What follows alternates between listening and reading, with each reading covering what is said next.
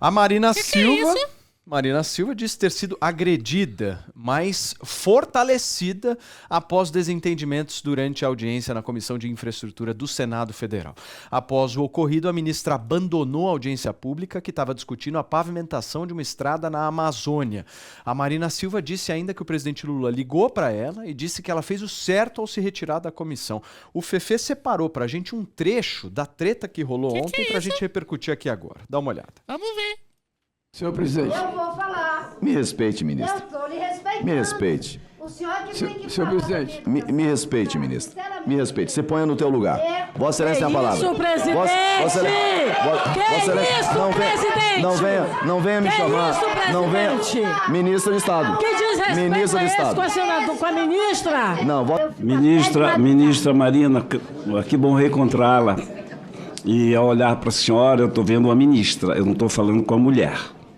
Eu estou falando com a ministra. Não, eu estou falando com a O senhor ministra. está falando com as duas coisas. Porque e o a senhor mulher disse- merece respeito, a ministra não. Por isso que eu quero separar. Tá aí, gente, viralizou o vídeo, todo mundo repercutindo, isso, classe política inteira repercutindo, Felipe Reis repercutindo da treta da Marina Silva. Mas Tem se pôr no várias seu coisas. lugar é uma coisa muito... Tem várias coisas pra gente falar. Eu só aqui. percebi uma Várias. coisa sobre esse assunto. Ah. Eu não tenho maturidade pra ser senador. Por quê? Porque se eu tivesse lá, eu já começava, vixe, deixava não, hein? Entendeu? Eu não tenho maturidade pra ser senador, não tenho. Por isso você tá aqui, Fefe. por isso que eu tô aqui, Firme e eu tô aqui. forte. Agora, quem vai nos ajudar a entender um pouco mais o que aconteceu ontem, sobre o olhar mais político da coisa, é Diogo da Luz. Diogão, bom dia, meu amigo. Eu quero que você Não, o possa Diogão trazer... hoje, o Diogão não vai na tela. O Diogão nós vamos pôr direto. cadê o aqui. Diogão? Nós Tá vamos aí pôr, o Diogão? inclusive, todos os convidados que o negócio da treta. O Diogo tá Aí, me ó, ouvindo tá todo bem? mundo aí, Ó ó. aí, ó, Diogão, o João, o Igor, beleza. É. Diogão, tá me ouvindo bem aí? Ouvindo muito bem. Bom dia, Paulo, a todos que nos acompanham, especialmente os que nos assistem. Cada dia mais É isso aí. pessoas. Diogão, me conta um pouquinho a tua percepção desta treta. A gente gosta de te ouvir porque você traz um pouco do... Você vai lá e bota a bola no chão nesse negócio, né? Conta pra gente. Bom, primeiro, a grande vítima foi a BR-319, que justamente os senadores da Amazônia, aqueles que estavam hostilizando a Marina, mais querem conseguir fazer passar. Como eles não estão conseguindo, resolveram apelar para a culpa para ela. E fizeram tudo errado, porque agora vitimizaram ela. Se eles queriam que ela fosse demitida como ministra, colocada numa posição assim de berlinda, de dificuldade e de que tivesse que sair, agora é que o Lula não vai demitir, porque senão o Lula vai estar endossando o que eles fizeram.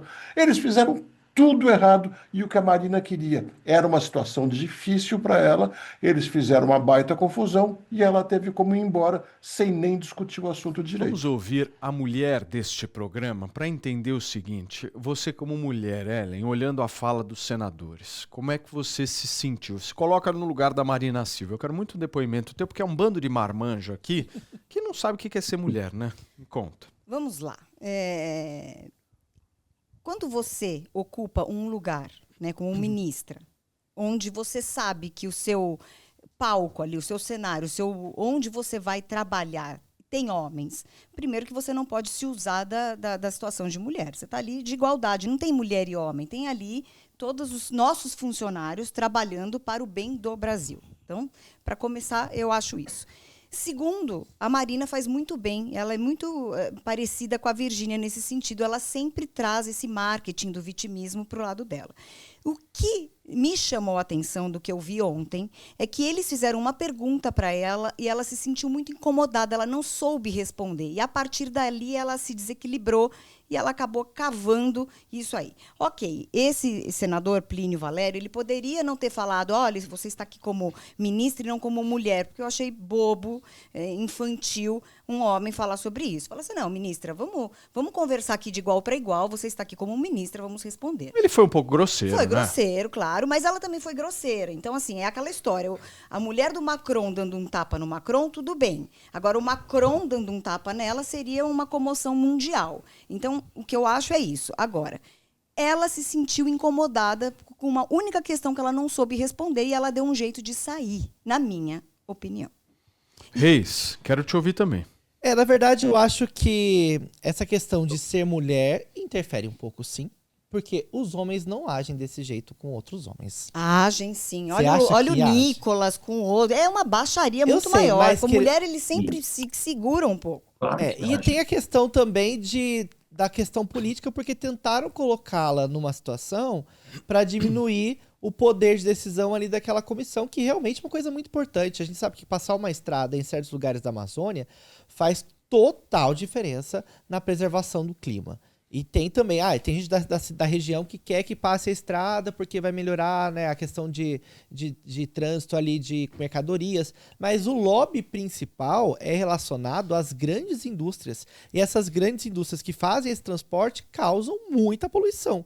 E a Amazônia é o nosso bem mais precioso, então eu acho que a função dela ali estava na proteção, independente desse vídeo que é o corte, né? Ô, eu tenho só Agora, uma pergunta. Peraí, Fê, só um minutinho. Fala. O Diogo falou uma coisa importante, né? Que quem perdeu foi a BR, e aí o Lula não vai poder demiti-la, né? Se eles estavam tentando cavar.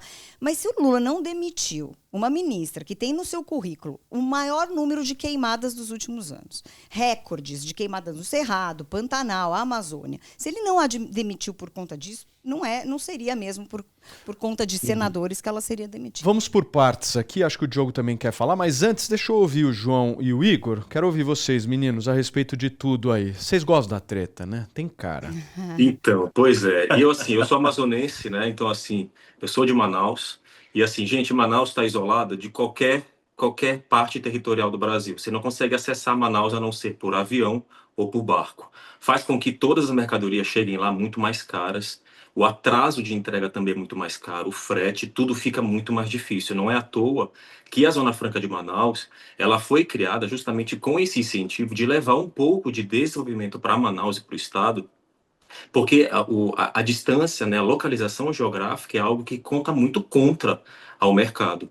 Então a BR-319 ela está para ser já efetivamente lançada há muitos anos. Eu nasci ouvindo isso e até agora nada. Eu concordo com ela, e quando ela foi questionada sobre a BR e ela não soube o que responder, ela entrou em histeria, e aí da histeria dela criou-se aquela histeria coletiva inteira, ela se vitimizou, né? Mas saiu também sem dar resposta. O que é mais curioso ainda, eu vou lançar um pouquinho de outra treta, é o seguinte: é o senador Omar Aziz, né, cobrando a ministra do Meio Ambiente sobre a criação a entrega da estrada, porque 15 mil pessoas morreram de Covid em Manaus pelo motivo de demora de entrega nos respiradores.